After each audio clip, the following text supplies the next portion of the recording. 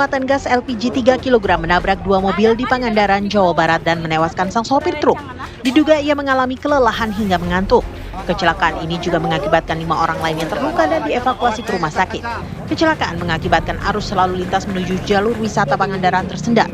Setelah evakuasi seluruh korban dan bangkai kendaraan, barulah lalu lintas lancar kembali. Kasus ini dalam penanganan polisi.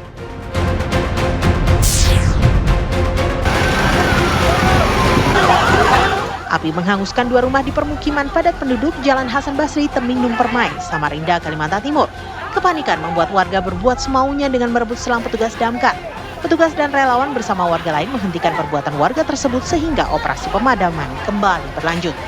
Menurut damkar, 2 rumah terbakar.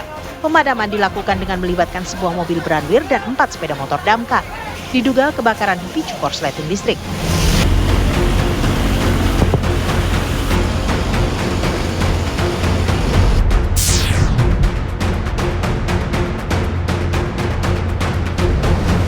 Sepeda motor yang terparkir di rumah Kepala Desa Banjar, Pandeglang, Banten dibawa kabur pencuri. Pencurian terjadi sekitar pukul 4 dini hari. Saat itu, pemilik rumah dan keluarganya masih tertidur. Seorang pria berpenutup kepala kemudian masuk halaman dan menjarah sepeda motor sang kepala desa dalam waktu singkat. Penghuni rumah baru menyadari pencurian sekitar pukul 5 pagi. Mereka langsung melaporkan kasus pencurian ini ke polisi. Assalamualaikum warahmatullahi wabarakatuh. Selamat sore pemirsa, apa kabar Indonesia akhir pekan kembali hadir menjumpai Anda dengan sejumlah informasi terkini. Salah satunya kita akan membahas mengenai beragam pernyataan Presiden Prabowo Subianto yang menjadi angin segar bagi pertumbuhan dan perkembangan ekonomi di Indonesia. Nanti kita akan membahas dengan sejumlah narasumber yang kompeten di bidangnya. Bersama saya Rawis, inilah apa kabar Indonesia akhir pekan selengkapnya untuk Anda.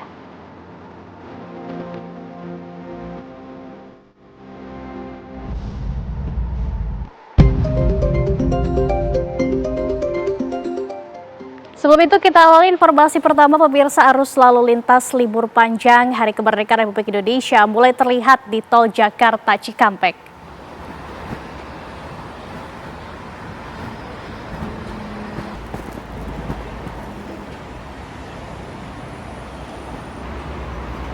Kepadatan diantaranya terlihat di kilometer 57 Karawang, Jawa Barat pada ruas tol menuju Bandung dan berbagai wilayah lain Jawa Barat serta Jawa Tengah. Kepadatan didominasi kendaraan pribadi. Selain di jalan utama tol, kepadatan juga nampak di pintu masuk rest area kilometer 57. Kendaraan harus antri untuk bisa menggunakan fasilitas-fasilitas dalam rest area. Kepadatan harus diurai dan petugas jasa marga bersama polisi akhirnya memberlakukan lawan arus atau kontraflow. Kontraflow diberlakukan dari kilometer 55 hingga 65. Untuk arus lalu lintas menuju Jabodetabek dilaporkan ramai lancar.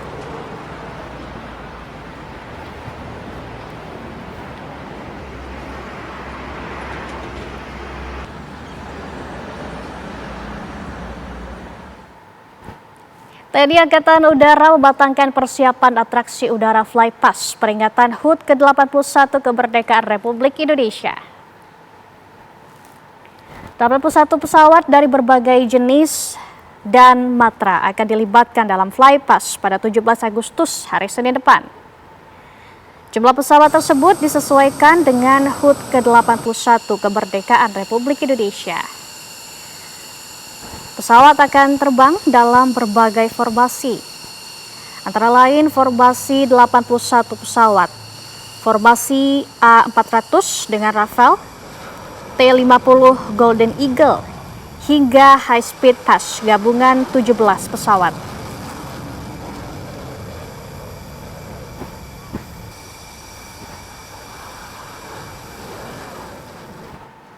Dilaksanakan dari minggu lalu sebenarnya. Kita latihan parsial dulu di home base, kemudian saat sudah kesini semua, kita melaksanakan gladi kotor, gladi bersih, serta nanti yang hari H akan dilaksanakan pada 17 Agustus nanti. Persiapannya dilaksanakan dengan cukup baik menurut saya, karena runtutannya sangat detail dan harus dipersiapkan dengan baik pula dari kru pesawat, kesiapan pesawat serta koordinasi antar unsur, karena kita melaksanakan flypass ini tidak hanya satu platform saja namun banyak platform, jadi harus koordinasi dengan baik dengan unsur-unsur yang lainnya. Mungkin boleh dijelasin ada berapa jenis pesawat nantinya yang akan terbang di HUT RI?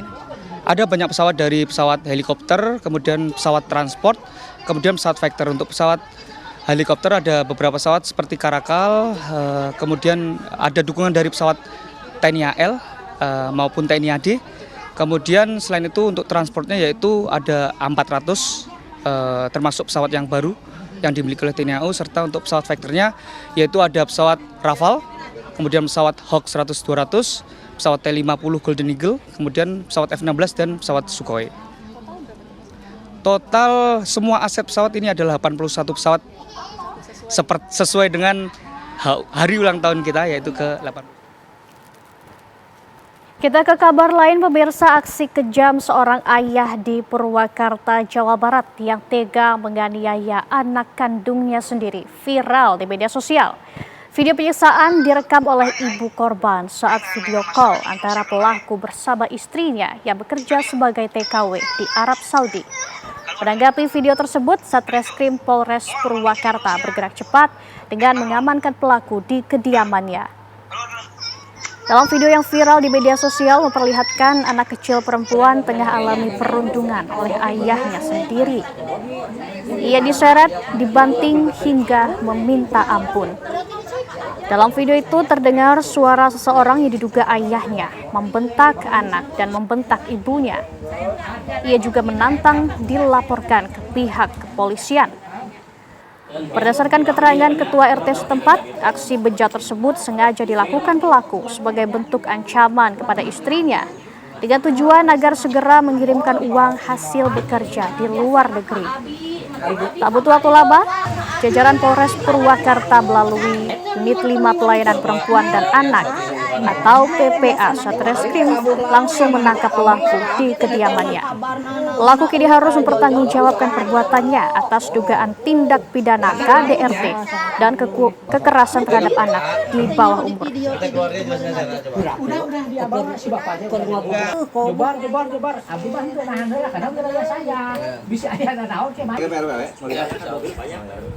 Amin ya Allah. Diduga akibat kelelahan dan panas terik matahari, belasan pelajar peserta gerak jalan dalam rangkaian HUT RI ke-81 di Jombang, Jawa Timur jatuh pingsan. Sejumlah panitia langsung mengevakuasi para siswa yang jatuh pingsan ke posko layanan medis yang telah disiapkan panitia sebelum dibawa ke puskesmas terdekat. Kegiatan gerak jalan yang diikuti 125 peserta ini tergabung mulai dari SD, MI, MTS, dan SMA. Melewati jalur sepanjang 7,5 km untuk SD dan MI. Sedangkan MTS dan SMA sejauh jarak 10 km. Sementara belasan peserta yang pingsan diduga akibat kekurangan oksigen dan dehidrasi akibat panas terik matahari.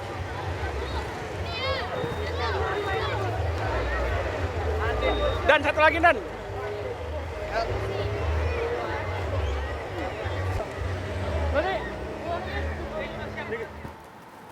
Pemirsa, terjadi kebakaran rumah di Kampung Layung Sari 4, Empang, Kecamatan Bogor Selatan, Kota Bogor. Seorang wanita ditemukan tewas akibat kebakaran itu. Diduga korban terjebak dalam kamar saat api menyambar pada bagian kamar. Petugas langsung mengevakuasi dan korban dibawa ke rumah sakit terdekat. Awalnya seorang warga mendengar suara minta tolong dari rumah tersebut dan setelah diperiksa ternyata api sudah membesar. Api terlihat muncul dari ruangan tidur di bagian depan rumah dan terus membesar membakar seisi rumah hingga bagian atapnya. 4 orang yang terdiri dari 1 orang bandula, 2 orang dewasa dan 1 anak dievakuasi ke tempat yang lebih aman.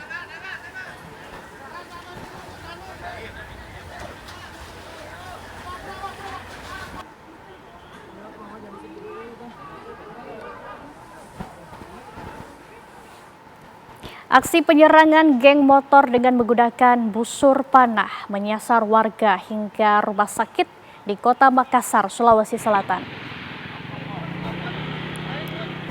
Tim Opsnal Satintelkam Polrestabes Makassar langsung mendatangi rumah sakit tersebut usai menerima laporan terjadi penyerangan oleh kelompok geng motor. Di lokasi, petugas hanya mendapati sejumlah remaja yang diketahui sempat dikejar oleh kelompok geng motor. Bahkan salah satu di antaranya sempat menjadi korban perampasan sepeda motornya. Peristiwa ini berawal dari korban hendak pulang usai dari Pantai Losari dan bertemu dengan para pelaku. Motor milik korban ditabrak oleh pelaku dan terjatuh. Korban lalu berusaha melarikan diri ke arah rumah sakit yang berada di sekitar lokasi. Menurut pihak keamanan rumah sakit, para pelaku sempat melepaskan busur panah yang mengarah ke arah rumah sakit. Korban bersama rombongannya yang sempat dikejar geng motor kemudian masuk menyelamatkan diri ke dalam rumah sakit.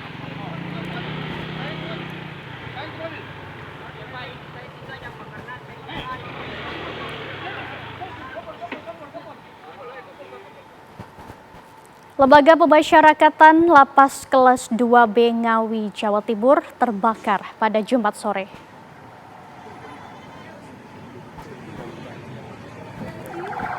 Api cepat membesar karena tiupan angin kencang sehingga api cepat menyebar ke seluruh bangunan.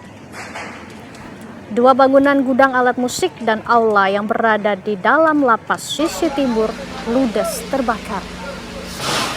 Dua unit mobil damkar milik Pemkab Ngawi dan satu unit mobil pemadam milik Kodim 0805 Ngawi dengan cepat berhasil memadamkan api. Tak ada korban luka maupun korban jiwa dalam peristiwa ini karena lokasi gedung yang terbakar jauh dari blok tahanan yang berjumlah 305 napi.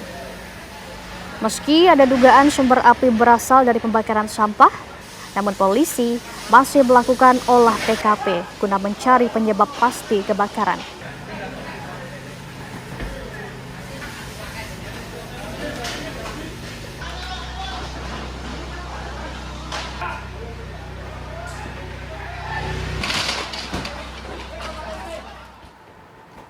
Pemirsa, kebakaran hutan dan lahan di Kota Palangkaraya semakin meluas hingga membuat para petugas pemadam kewalahan. Salah satu wilayah yang sulit dikendalikan kebakarannya adalah Petuk Katimpun. Di sana titik api baru bermunculan dan tak imbang dengan armada pemadam kebakaran. Kemunculan titik-titik api baru tersebut diperparah dengan arah angin yang terus berubah. Akhirnya petugas pun kewalahan hingga beberapa di antaranya nyaris pingsan. Meski sudah dibantu pemadaman dari udara, kebakaran di Palangkaraya belum teratasi. Selain kondisi angin, upaya pemadaman juga mendapatkan kendala berupa pasokan air. Hal itu masih ditambah dengan sifat lahan gambut yang seolah menyimpan bara api di bawah permukaan tanah.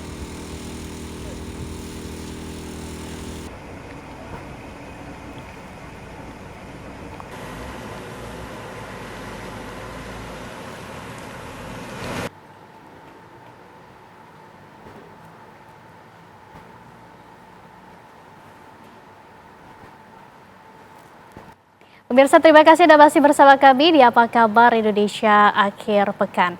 Dalam pidato kenegaraan keterangan pemerintah atas RUU APBN tahun anggaran 2027 dan nota keuangan, Presiden Prabowo Subianto mengumumkan beragam angin segar untuk pertumbuhan ekonomi Indonesia. Salah satunya adalah tentang Bursa Mineral dan Komoditas Strategis BMKS. Bursa ini muncul dari kemarahan Presiden atas ketergantungan harga luar negeri yang menentukan harga komoditas asal Indonesia. Berikut cuplikan pidato Presiden Prabowo Subianto mengenai hal tersebut. Hari ini saya mengumumkan tahap lanjutan kebijakan ekspor satu pintu kita. Kita telah membahas bersama OJK bahwa kita ingin segera mendirikan bursa mineral dan komoditas strategis.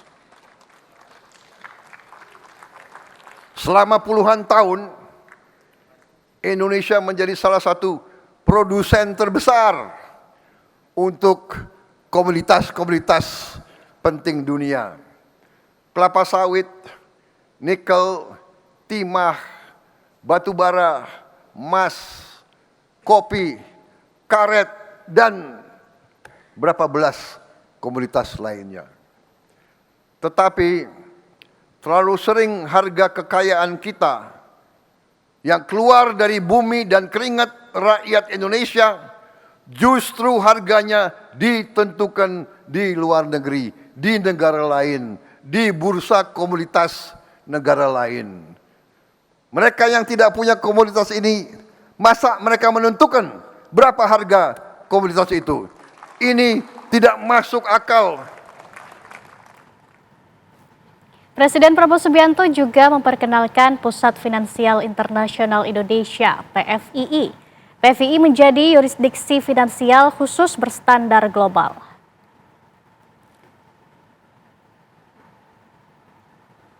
PFII akan menjadi pusat penghimpunan modal asing dan berikut pernyataan Presiden soal PFII. Ketujuh, hari ini saya umumkan rencana lokasi Indonesia Financial Center atau Pusat Finansial Internasional Indonesia, disingkat PFII. Kita telah tentukan lokasi sementara PFII di Jakarta. Dan begitu bisa kita buka juga PFII di Bali. Dan mungkin ada kawasan lain di bagian lain dari Republik Indonesia yang menarik bagi dana-dana besar dari luar negeri. PFII ini akan menjadi wajah baru pusat-pusat keuangan kita. Jakarta dan mungkin nanti Bali sebagai pusat keuangan, investasi, teknologi, finansial, arbitrase, dan penyelesaian sengketa komersial berstandar dunia. Kelembagaan PFII terdiri dari Dewan Pertimbangan, Dewan PFII, Lembaga Pengelola PFII, Lembaga Pengawas Jasa Keuangan PFII, Pengadilan PFII yang di bawah Mahkamah Agung, dan Lembaga Arbitrase PFII. Pemirsa, beragam pernyataan Presiden menjadi angin segar bagi pertumbuhan dan perkembangan perekonomian Indonesia. Kita akan bahas masing-masing bersama narasumber yang kompeten, yaitu dengan Fitra Faisal, juru bicara komunikasi pemerintah, dan Fakhrul Fulvian yang nanti akan terhubung dengan kami melalui Zoom. Nah, salah satu yang disampaikan Presiden adalah tentang Pusat Finansial Internasional Indonesia atau PFII. Kita sudah hadir di sini bersama kita. Ada Pak Fitra Faisal. Selamat sore, Pak Fitra. Selamat sore, Mbak. Selamat berakhir pekan, sehat? Sehat, alhamdulillah. Pak Fitra, ini terkait PFII yang kemarin dibahas oleh pemerintah Prabowo Subianto, di mana ini masuk ke dalam 10 program prioritas beliau. Nah, ini sebenarnya seberapa realistis Indonesia dengan program ini dan apa saja yang harus dibenahi terlebih dahulu? Oke, landasan filosofisnya adalah kita butuh big push, ya. Makanya di situ disebut sebagai 10 dorongan besar, yang mana dari 10 dorongan besar ini 3 yang kita bicarakan di sini, yaitu Pusat Finansial Internasional Indonesia, dan kemudian ada Bursa Komoditas Mineral Strategis, dan juga ada Danantara Development Management Fund. Tujuannya apa big push itu? Ya, jadi kalau berakar pada apa yang disampaikan Jeffrey Sachs di tahun 1990-an, bahwa negara-negara berkembang itu membutuhkan big push untuk mengeliminasi kemiskinan. Nah, itu yang kemudian menjadi sasaran, ya, target dari pemerintah, bahwa kita butuh big push untuk meningkatkan pertumbuhan ekonomi dan pada akhirnya untuk mengurangi kemiskinan sebagaimana apa yang disampaikan oleh Jeffrey Sachs melalui bukunya The End of Poverty. Nah, makanya kalau kita bicara kembali lagi nih, pertama kita bahas mengenai Pusat Finansial Internasional Indonesia dalam pasal 248A di Undang-Undang P2SK, Undang-Undang 4 tahun 2026, raison d'être-nya itu adalah kalau di ayat satunya, bahwa kita butuh pertumbuhan ekonomi yang berkelanjutan. Nah, untuk membuatnya berkelanjutan, maka kita butuh diversifikasi. Diversifikasi dalam konteks pendalaman pasar keuangan. Nah, oleh karenanya, ini kalau kita bicara mengenai Pusat Finansial Internasional Indonesia, ini adalah international best practice yang sudah dilakukan oleh Singapura. Singapura bahkan satu negara itu adalah pusat finansialnya. Ada Dubai, ada Kazakhstan, ada India. Nah, jadi itu yang kan kita kejar, itu ya Horizon Theater-nya. Nah, kemudian apalagi? Jadi oke, kita ingin mengejar pertumbuhan. Apakah infrastruktur sudah disiapkan? Sebenarnya kalau kita bicara mengenai undang-undangnya, itu sudah ada ya melalui Undang-Undang P2SK pasal 248A tadi. Nah, kemudian yang lain adalah untuk kemudian datangkan ya ketertarikan bagi para investor adalah ya di pasal 248 ayat 2-nya itu kita buat ya kerangka struktur hukumnya itu sesuai dengan international best practice bagaimana ada yang di Dubai, di India dan juga di Singapura. Dan tidak hanya itu, di ayat 6-nya itu ada kekhususan mengenai pajak. Jadi ada tax incentive. Nah, mungkin teman-teman atau para pemirsa bingung ya, ini apa sih Pusat Finansial Internasional Indonesia, setara dengan apa? Misalnya gini, kita sekarang lagi siaran di Pulau Gadung. Ini kan kawasan industri ya. Kawasan industri itu bicara mengenai produk yang sifatnya fisik. Nah, sementara Pusat Finansial Internasional Indonesia itu adalah seperti ini, kawasan industri tapi industri keuangan. Nah, maka di situ nanti ada talent yang masuk ya. Jadi di situ ada private equities, di situ ada asset management, di situ ada perusahaan sekuritas, di situ ada law firm-nya masuk tumplek-blek di situ adalah kemudian untuk melakukan transaksi-transaksi keuangan yang melibatkan Indonesia gitu ya. Nah, karena selama ini kalau kita bicara mengenai transaksi yang melibatkan investasi ke Indonesia itu selalu dibicarakan atau diputuskan di luar negeri. Jadi financial value added-nya di luar negeri, entah itu di Singapura atau di Dubai ya. Jadi ini offshore. Nah, kita ingin melakukannya onshore. Jadi financial value added-nya atau keuntungan finansialnya kita dapatkan di sini. Nah, oleh karenanya karena ada pendalaman, karena ada potensi capital inflow juga, maka keuntungan-keuntungan yang akan kita dapat adalah berupa naiknya likuiditas dalam negeri. Ya, kalau likuiditas sudah naik, berarti ongkos finansial ya berupa suku bunga, cost of financing dan lain-lain akan turun, dan kemudian investasi kita di dalam negeri juga akan bergerak. Tidak hanya itu, mereka ketika masuk, ini kita mendatangkan proximitas. Ya. Jadi ketika mereka bawa uang nih, ada global funds, mereka bisa channeling through ke proyek-proyek infrastruktur yang ada di Indonesia misalnya, atau proyek-proyek pembangunan yang kita butuhkan, yang mana itu juga berasal dari global funds itu. Nah, ketika mereka hadir di sini, itu jauh lebih mudah gitu ya, karena lebih dekat dengan birokrasinya, lebih dekat dengan aspek fisiknya dan seterusnya, dan mereka melihatnya secara langsung. Jadi aspek proximitas itu yang ingin kita kejar juga dengan mengadakan Pusat Finansial Internasional Indonesia di Indonesia gitu ya. Dan itu nanti ada di Jakarta dan juga ada di Bali dan tidak menutup kemungkinan ada tempat-tempat lain juga. Baik, kemarin juga Presiden Prabowo Subianto ini sempat menyoroti adanya 2 lembaga rating yang memberikan penilaian stabil atau positif untuk PFII. Apakah ini termasuk dari cerminan positif dari instrumen PFII ini sendiri? Jadi sebenarnya S&P dan Liang He itu mereka membuat rating kepada aspek fiskal Indonesia gitu ya. Jadi S&P kemarin terakhir mempertahankan rating kita tidak berubah, terus kemudian outlook-nya juga dibuat tetap ya. Salah satunya adalah karena kita berhasil ya, dari sisi kapasitas fiskal menjaga revenue itu growth-nya di atas spending. Sebagaimana kalau kita lihat dari laporan APBN semester 1 itu pertumbuhan revenue-nya 21,4%, sementara belanjanya cuma 17,8% pertumbuhannya secara year on year. Nah, itu kemudian membuat rating kita tetap dalam konteks investment grade. Tidak hanya itu, bahkan kalau kita beralih, kalau kata Pak Presiden, baik yang di barat maupun yang di sebelah timur, di timur kita ada China, ketika kita ingin mengeluarkan Panda Bond, itu rating kita oleh lembaga rating di sana, Liang He, itu AAA. Jadi itu adalah yang paling tinggi gitu ya. Jadi secara tidak langsung ini kemudian menunjukkan bahwa Indonesia adalah memang sangat layak untuk investasi. Dan oleh karenanya ini juga bisa menjadi rujukan buat PFII, bahwa PFII ini ketika didirikan di Indonesia dengan sovereign rating yang bagus gitu ya, dan itu seharusnya memberikan semacam korelasi positif kepada para investor juga untuk masuk ke Indonesia, merefer juga pada konteks rating tersebut. Gitu. Baik, di sini kita juga sudah terhubung dengan Pak Fahrul Fulvian. Selamat sore, Pak Fahrul. Iya, selamat sore Mbak Lona. Baik Pak, ini terkait kita membahas mengenai PFII ya, yang kemarin disoroti oleh Presiden Prabowo Subianto. Ini kan kita tahu salah satu cara untuk mencapai 8% atau 6% tahun depan. Instrumen investasi harus masif terjadi di Indonesia. Nah, apakah dengan PFII ini bisa meyakinkan investor untuk berinvestasi di Indonesia, Pak Fahrul?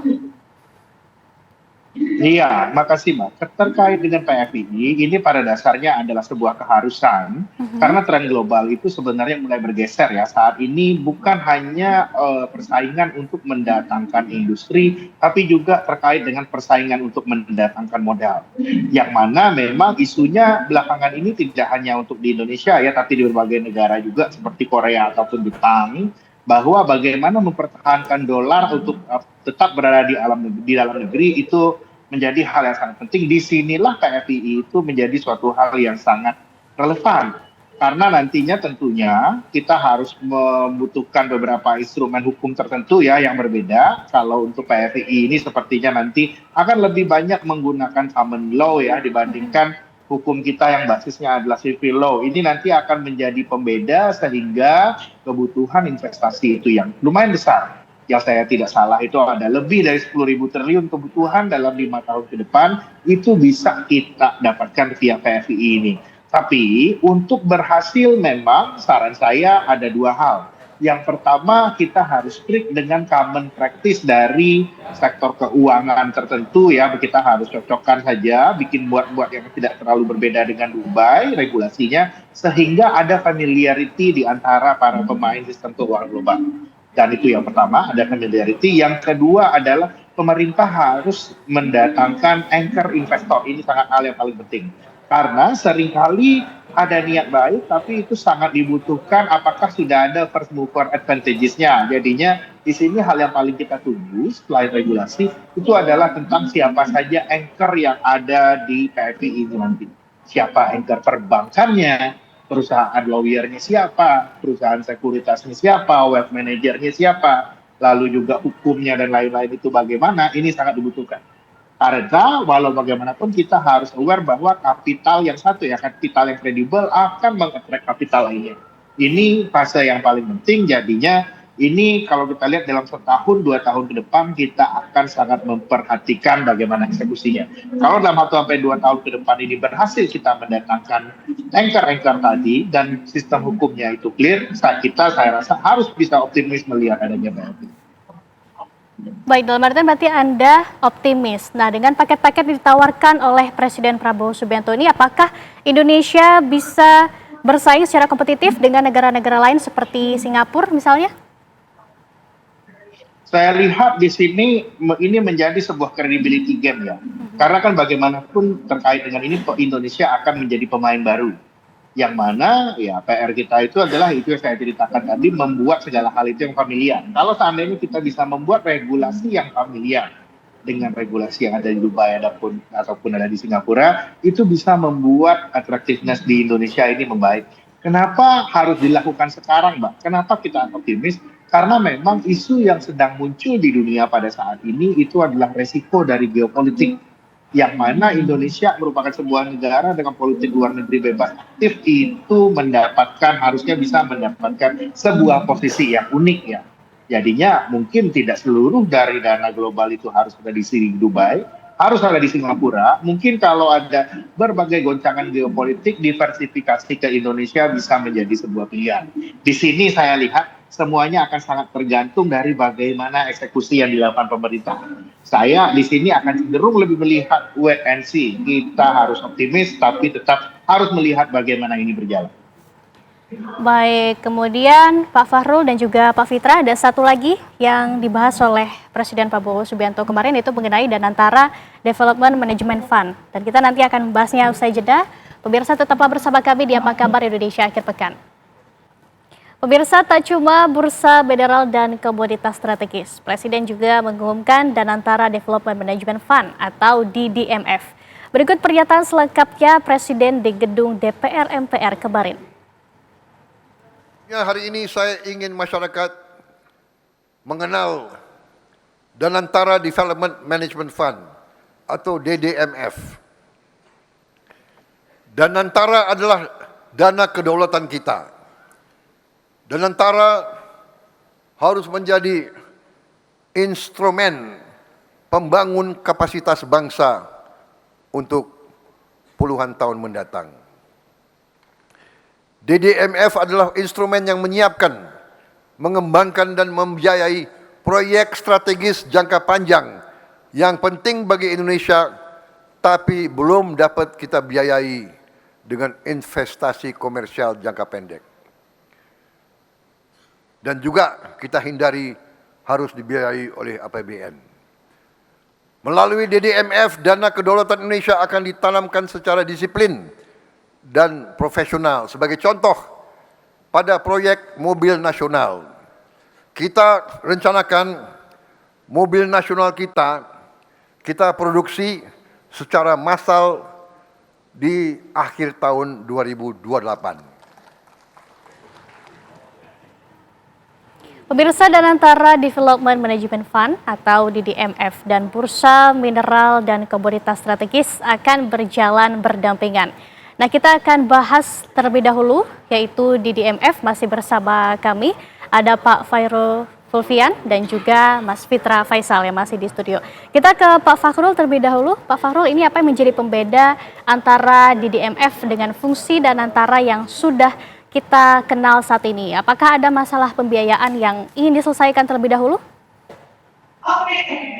Iya, sebenarnya kalau kita lihat ya, perbedaan dari DDMF dan Danantara sebelumnya, kita ada di Danantara Investment, kita melihat memang DDMF ini fungsi ini lebih kepada fungsi strategis seperti yang tadi kemarin Pak Prabowo sudah memberikan penjelasan ya terkait dengan ini. Ini fungsinya itu lebih pada kedaulatan dan bagaimana ini merupakan bagian dari industrial policy itu sendiri.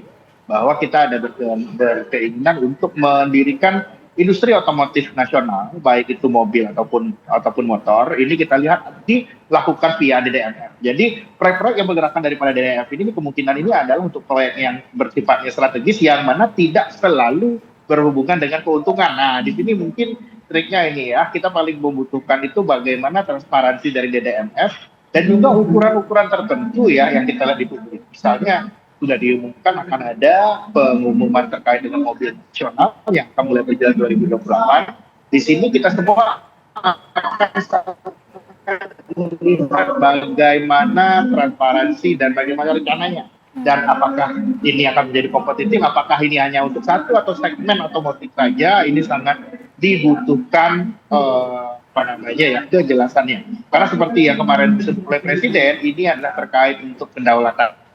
Jadi bedanya DDMF tidak melulu terkait dengan keuntungan, tapi dengan ini juga kejelasan funding dan juga target-targetnya sangat dibutuhkan.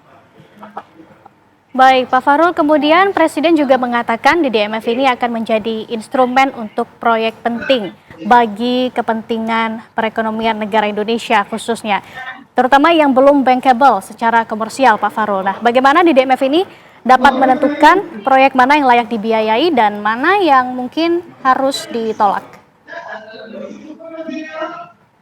Ya, saya lihat memang ya, ini kalau mindset DDMF ini terkait dengan posisi strategis ya, bagaimana pemerintah memandang satu sektor strategis seperti saya contoh tadi otomotif. Jadi mungkin kalau otomotif ini di era EV kita lebih banyak bisa membangun itu di dalam negeri. Saya rasa di sini juga untuk masalah ketersediaan pendanaan dan lain-lainnya, di sini sebenarnya statement dari pemerintah dan juga komitmennya ini sangat dibutuhkan. Karena ini yang saya lihat ini kemungkinan ya nantinya mungkin ya keuntungan dari sisi Danantara lainnya, yang mana mungkin Danantara Investment yang lebih profit oriented, di situ juga akan menjadi salah satu pensupport juga untuk daripada DDMF. Jadi kira-kira seperti itu. DDMF ini fungsinya lebih banyak untuk investasi strategis yang berjangka panjang. Kita tidak melihat itu sebagai hal-hal yang berorientasi jangka pendek. Kira-kira seperti itu. Baik, saya juga akan bertanya ke Pak Fitra. Pak Fitra, ini kira-kira mekanisme apa yang akan dilakukan?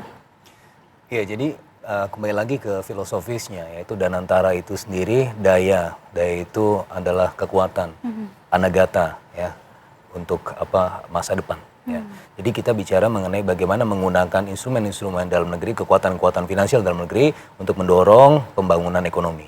Nah, kalau kita balik lagi ya tadi, perbedaannya apa sih? Kan Danantara sudah ada Danantara Investment ya, DIM. Sementara ini ada Danantara Development Management Fund. Kalau dalam konteks investasi ya, ada yang mengharapkan return jangka pendek dan ada yang juga kemudian sifatnya yang pembangunan. Nah, di DMF ini itu tidak hanya sekali lagi tidak sebagaimana disampaikan oleh Pak Farul, tidak hanya mengejar keuntungan-keuntungan finansial yang tinggi, ya, sebagaimana yang kita juga lihat melalui mekanisme di DMF, adalah yang paling penting adalah dia memiliki dampak ekonomi, ya, meskipun IRR-nya mungkin tidak setinggi ya proyek-proyek yang lain, tetapi dia bisa mendapatkan keuntungan ekonomi. Nah, maka untuk bisa melihat apakah satu proyek ini layak atau tidak, harus ada feasibility studies-nya, harus ada pengukuran socio-economic impact dan benefitnya seperti apa, sehingga itu bisa jalan atau tidak, gitu ya. Nah, pendanaan dari mana? Ya, sebenarnya ada beberapa hal yang bisa kemudian ditarik. Yang pertama, melalui Undang-Undang 2SK Pasal 50A sebenarnya itu sudah kelihatan ya, ada potensi Danantara untuk menerbitkan surat utang khusus ya. Di ayat 2-nya surat utang khusus itu bisa berupa yang nomor B itu Patriot Bond atau Merah Putih Bond yang cost of financing-nya rendah. Tapi juga kita bisa kaitkan juga dengan keberadaan PFII. PFII itu dia juga ada global fund yang bisa juga kerjasamakan juga dengan di DMF, dan pada akhirnya kita bisa melakukan kolaborasi tersebut, yang mana kemarin juga sudah disampaikan bahwa proyek-proyek seperti otomotif listrik ya, entah itu motor maupun mobil, terus kemudian ada giant seawall, itu hal-hal yang sifatnya strategis, jangka panjang, memiliki konteks pembangunan ekonomi yang mensejahterakan masyarakat. Sebagai contoh Mbak, kita sebenarnya sudah melakukan penelitian mengenai mobil listrik. Saya juga di UI, itu waktu itu sedang memimpin kajian sosioekonomi impact dalam kendaraan listrik. Nah, dalam konteks kendaraan listrik itu sebenarnya dia bisa berjalan kalau ada gap fund atau viability gap fund atau subsidi dari pemerintah. Karena proyek ini adalah yang tidak menguntungkan di jangka pendek, tetapi bisa menguntungkan di jangka panjang. Nah, dulu juga untuk proyek-proyek infrastruktur ada namanya VGF, Viability Gap Fund, yang porsinya itu ditutupi oleh APBN. Ketika kita melakukan public-private partnership, ada proyek tertentu, nah kemudian itu dianggap tidak visible atau tidak viable secara finansial, maka ada gap fund yang kemudian ditaruh dari APBN. Nah, ini tidak perlu APBN, dan antara sendiri bisa dapat tarikan dananya yang sifatnya instrumen keuangan yang berdasarkan market, dan itu kemudian bisa digunakan untuk menjadi salah satu pencetus awal ya, atau initial fund untuk kemudian membangun proyek itu ya, entah itu giant seawall atau mobil listrik nasional, yang mana Vietnam sudah bertebaran di mana-mana di Santero Jabodetabek ini mobil-mobilnya. Nah, kenapa kita tidak bisa ya? Salah satunya adalah ya dengan keberadaan di DMF ini misalnya.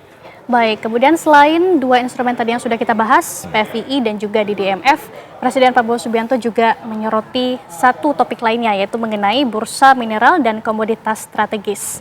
Yang mana Presiden ini mengatakan Indonesia harus menentukan harga komoditasnya sendiri. Yang kata lain harus berubah dari price taker ke price maker. Ini seberapa realistis untuk Indonesia?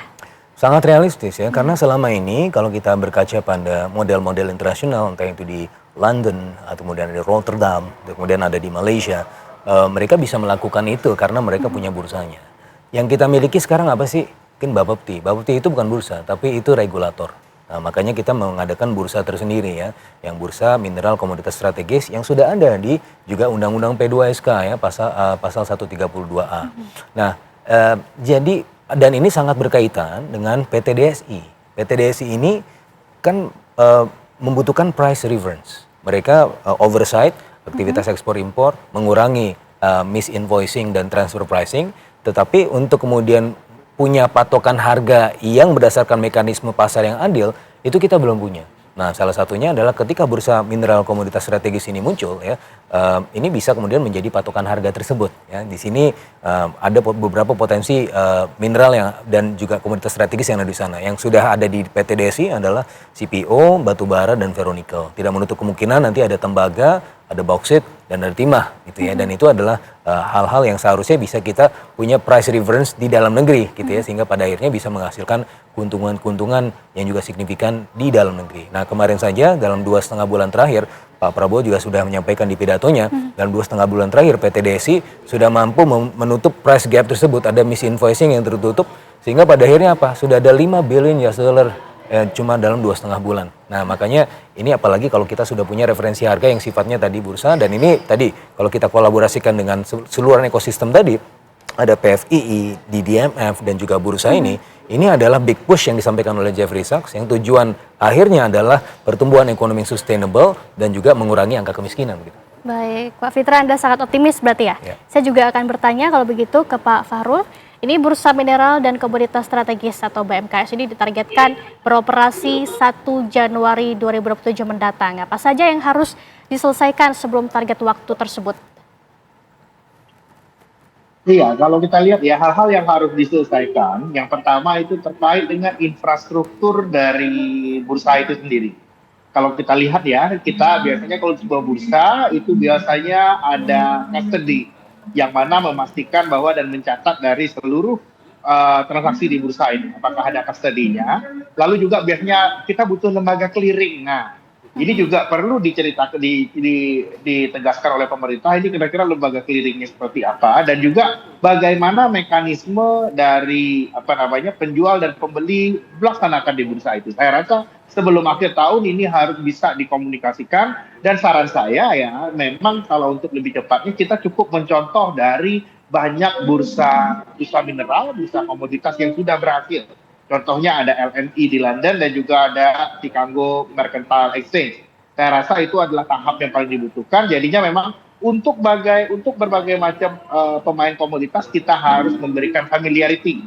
Seperti kasus PSB tadi, kita harus mengeluarkan sistem yang familiar dan gampang dimengerti sehingga target dari kebijakan ini bisa tercapai. Itu hal-hal yang penting kita lihat karena walau bagaimanapun Indonesia itu adalah pemain komoditas dan keberhasilan dari program ini akan sangat menentukan jumlah cadangan devisa kita dan juga menentukan seberapa kuat rupiah kita dan juga bagaimana prospek pertumbuhan ekonomi di tahun depan. Baik, terima kasih banyak Pak Fahrul Fulvian, Kepala Ekonomi Trimegah Sekuritas sudah bergabung bersama kami di Apa Kabar Indonesia Akhir Pekan, dan tentunya juga yang hadir di studio Pak Fitra Faisal, juru bicara Badan Komunikasi Pemerintah Republik Indonesia sudah bergabung bersama kami di studio. Terima kasih. Selamat sore, sehat selalu. Selamat sore. Anda masih bersama kami di Apa Kabar Indonesia Akhir Pekan. Akibat gempa bumi berkekuatan magnitudo 7,7 yang mengguncang Pulau Flores, ribuan warga mengungsi di sejumlah titik. 2 warga dilaporkan meninggal dunia, 4 luka-luka di Kabupaten Sika, Nusa Tenggara Timur. Pasca gempa, warga memilih mengungsi di sejumlah tempat karena peringatan dini tsunami yang dikeluarkan BMKG. Akibat gempa, bangunan terminal pelabuhan Lorensei ambruk. Penumpang kapal yang hendak berangkat lari ketakutan. Akibat gempa, 2 warga dinyatakan meninggal dunia. Hingga saat ini belum ada keterangan resmi dari pemerintah kabupaten terkait dampak kerusakan gempa yang terjadi.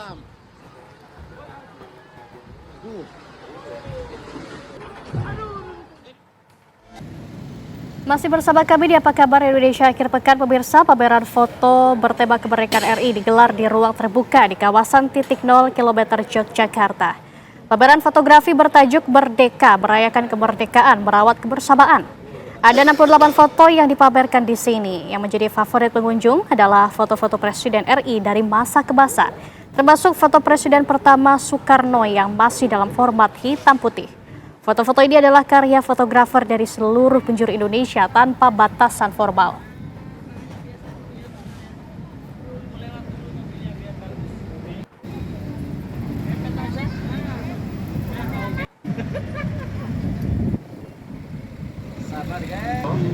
Mohon perhatiannya dan buat kita.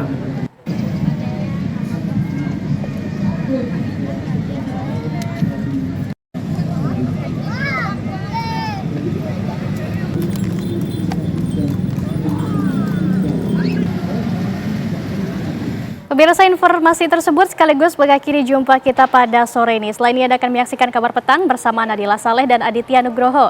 Saya Laura Luis, wakil kru bertugas pamit undur diri. Terima kasih, selamat berakhir pekan dan sampai jumpa.